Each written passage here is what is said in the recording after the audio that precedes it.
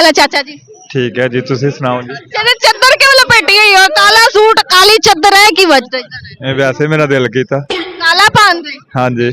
काला पान ते इन्हां दा दिल कीता हैगा। चाचा जी किन्ने बच्चे ਤੁਹਾਡੇ? बच्चे है 2।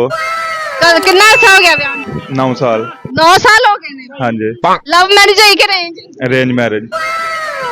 Arrange marriage. कोई गाना सुना दो मुझे। गाना नहीं आता। कोई शेर?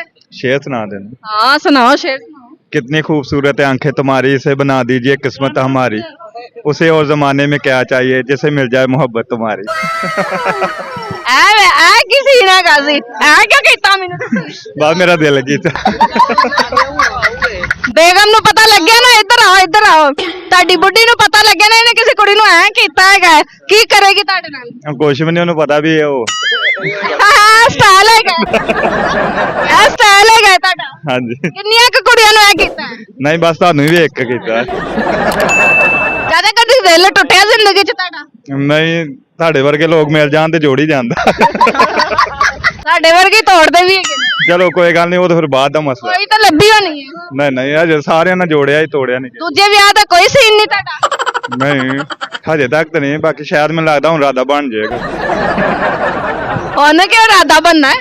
ਬਸ ਵੈਸੇ ਹੀ ਮਾਹੌਲ ਦੇ ਹਿਸਾਬ ਨਾਲ ਨਾ, ਵਕਤ ਆ ਗਿਆ ਨਾ ਉਸ ਤਰ੍ਹਾਂ ਦਾ। ਵਕਤ ਆ ਗਿਆ ਦੂਜੇ ਵਿਆਹ ਦਾ। ਹਾਂਜੀ। ਜੇ ਤੁਹਾਨੂੰ ਕਿਸੇ ਕੋਈ ਬੰਦਾ ਇੱਕ ਆਫਰ ਕਰਾਵੇ ਕਿ ਬਈ ਇੱਕ ਪਾਸੇ ਤੂੰ 1 ਕਰੋੜ ਲੈ ਲੈ ਤੇ ਇੱਕ ਪਾਸੇ ਤੂੰ ਦੂਜਾ ਵਿਆਹ ਲੈ ਲੈ, ਕੀ ਲਵੋਗੇ? ਕਰੋੜ ਵੀ ਨਹੀਂ ਲੈਣਾ ਭਾਈ, ਹਜੇ ਸਿੰਗਲ ਹੈ।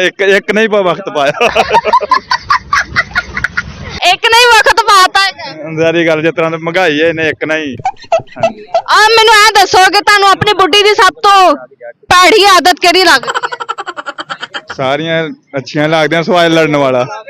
ਲੜਾਈ ਕਿਸ ਗੱਲ ਤੋਂ ਹੁੰਦੀ ਹੈ?